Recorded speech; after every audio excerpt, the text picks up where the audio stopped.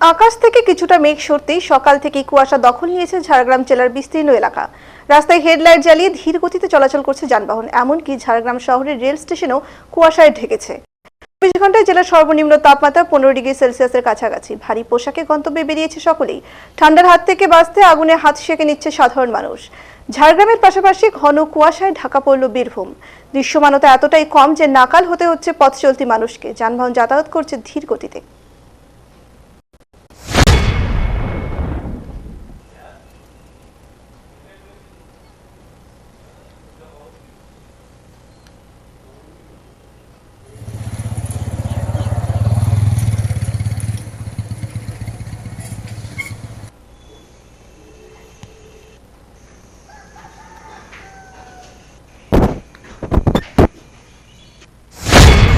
কুয়াশা তো অসম্ভব রকম কুয়াশা, সামনে কোনো কিছুই দেখা যাচ্ছে না।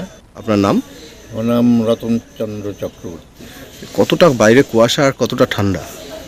কুয়াশা তো অসম্ভব রকম কুয়াশা, সামনে কোনো কিছুই দেখা যাচ্ছে না এবং যেদিকে তাকাই সেদিকেই শুধু কুয়াশার আবরণ। গতকাল এখানে বৃষ্টি হয়েছে, বৃষ্টিটা বন্ধ হওয়ার জন্যই ওয়েদারটা একদম ঘোলাটে হয়ে গেছে। সামনে কোনো কিছু দৃশ্যনীয় নয়।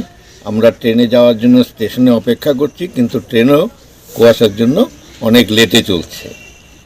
তা মনে হয় আজকে ওয়েদার একটু সময়ের সাপেক্ষে চেঞ্জ হতে পারে।